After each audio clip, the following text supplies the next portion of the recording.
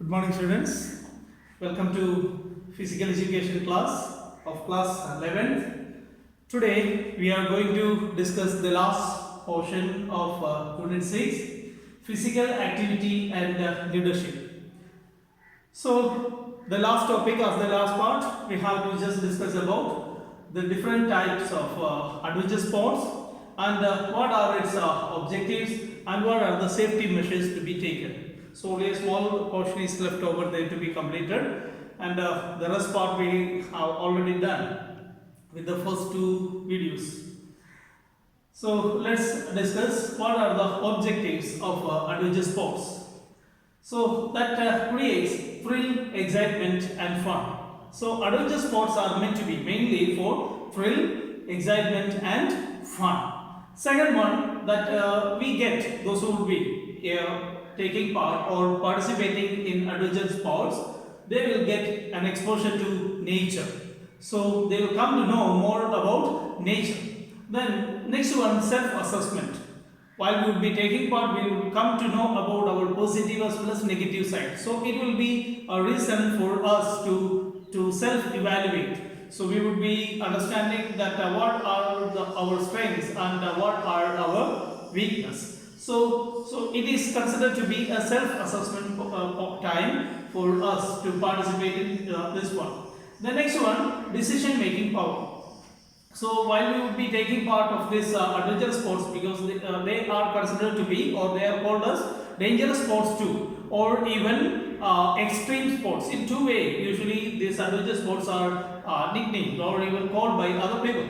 So usually we can see that each step there can be some kind of dangerous things. So a person who should be really having a caliber to take decisions faster would be able to do this kind of things. So one would be getting or one would be able to manage his emotions, and one would be able to make himself really ready to manage stress and making what you can say that decision on time we require. So our decision making power would be enhanced. Then again, next one, channelizing energy. So instead of wastage of energy, that energy would be channelized to something else, something creative. Then next one, stress buster. So that would be that while taking part, we know that we have already discussed, it creates thrill, enthusiasm, excitement and fun. So that's why we can see that our stress would be reduced. So it is a stress reduction management system too. Then again, the next one, information and knowledge enhancement. So while we would be going for trekking or camping in an area, we would come to know about that particular area more, or we would be just getting more exposure to the nature. So that would be giving us more information and knowledge.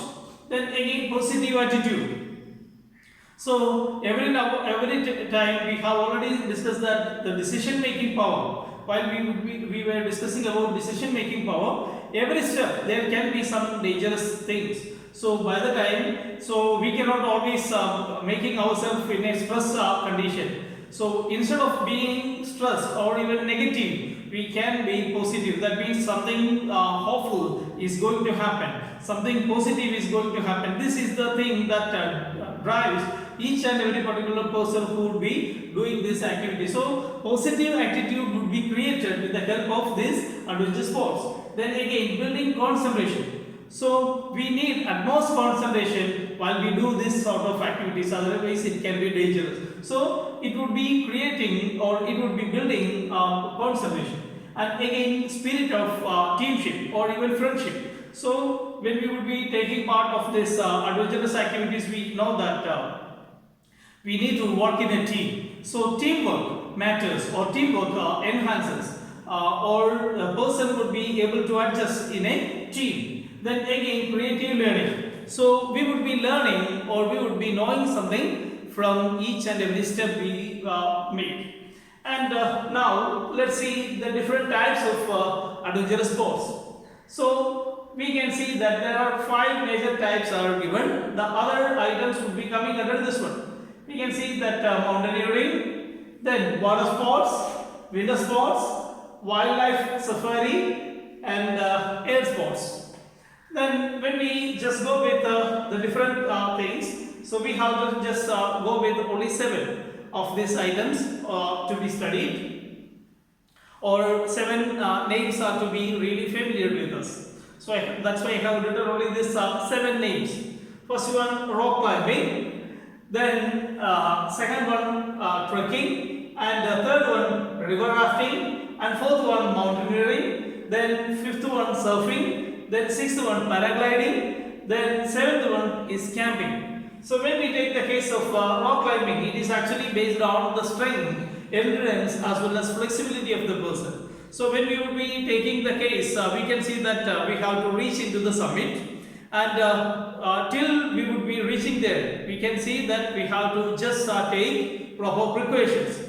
So we would be discussing about the precautions later on. So that based on if all the safety measures are there, along with the safety measures and with the proper guidance, we have to just do this activity. It is really dangerous. So for the sometimes the steep side of the mountains or even big rock, or even sometimes it can be natural or artificial. So the rock climber would be participating or would be climbing sometimes in group, sometimes alone. So that rock climbing is considered to be an activity that requires strength, then flexibility, endurance, as well as mentally and physically fitness. So these are the things required for rock climbing.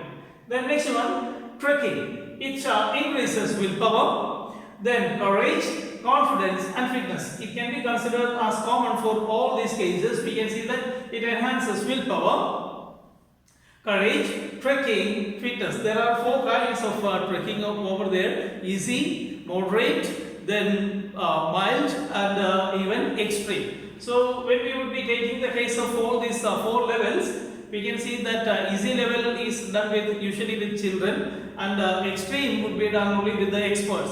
So it can be the part of mountaineering too, or sometimes we can see that especially going to a different particular place which is really unknown, or we would be collecting the details of this particular place before we visit, and we would collect the details and visiting that particular place, and would be making notes or even collecting information, and would be knowing going through the same. That means sometimes on food, usually it is done on food. So especially that extreme jungle or even that extreme area which are considered to be sometimes dangerous or sometimes for the fun making.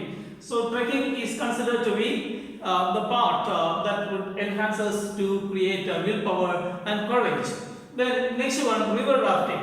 So it is a major recreational activity or recreational sports. So it creates us or it gives us confidence and stress management. So sometimes this rafting is not simple, especially if you take the case of Indian rivers, Ganga or Jamuna, or even what I can say that the tributaries of Indus.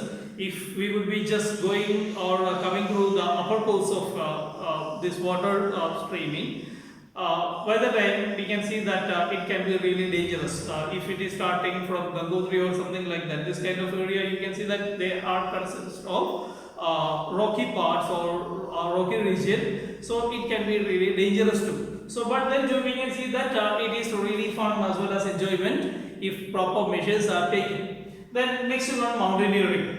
Mountaineering is a simple thing that we know that the thing. So that mountaineer set a particular mountain or hill for mountaineering, and usually it is done with walking, or it can be done with cycling too. So that in different modes we can see that different types of mountaineering is done over there as the part of adventure sports. But we can see that mainly it is by it's on foot.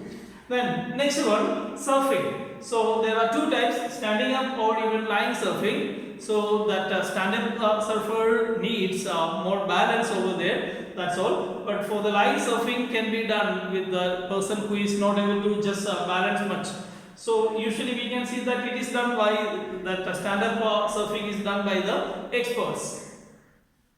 Then paragliding. So on the ridges of a mountain or even at the top of a mountain or by the hillside, a paraglider would be standing, and we can see that the paraglider can use what we can say that a suspended fabric sheet from the side of the hill or from the mountain. He or she would be just jumping with the suspended fabric, and it would be just covering just like a big umbrella, huge umbrella, or just like a big wing. So the big wing would be spread over there and would be gliding. So while we would be taking this gliding, we need to just know that where it would be landing and where how it is to be done. So otherwise it can be dangerous. Sometimes it may be just the person who would be just doing this paragliding sometimes may just stuck up upon the trees too. So that's why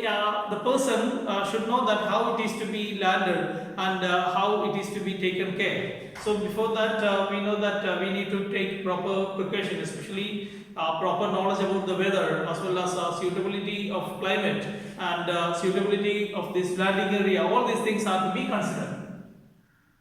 Next one, camping. Camping means going from one particular place to another and staying over there for 1 day or 2 days or even some hours, and would be just studying or would be seeing the site and would be enjoying being there. So these are considered to be the major types of sports, adventure sports that we need to study. So finally we need to discuss about the safety measures in general.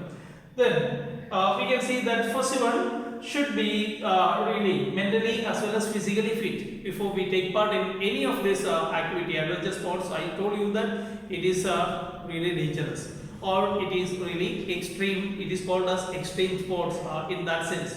So that's why we should be really mentally and physically fit before doing that.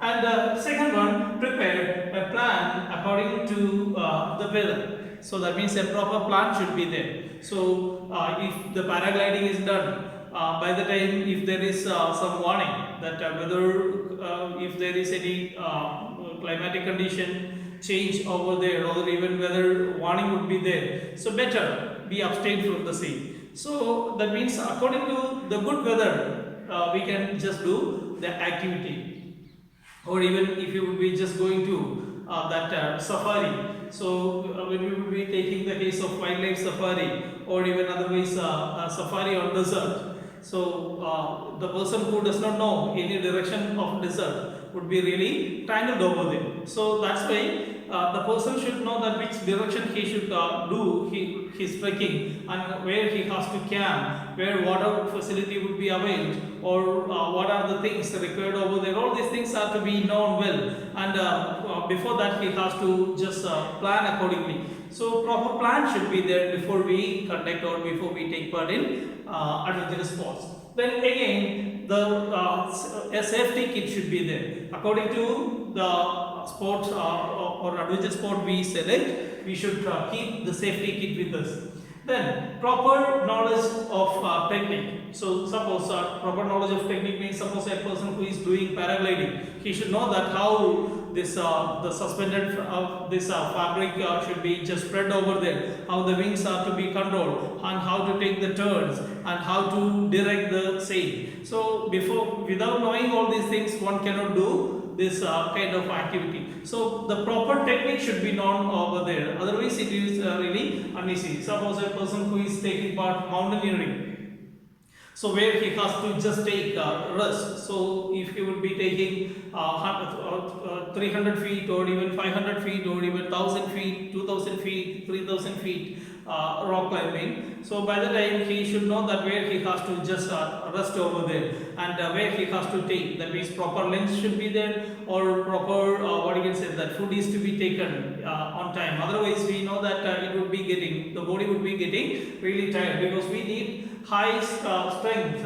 in the case of mountaineering or even rock climbing. So in this case we can see that according to this the things the requirements.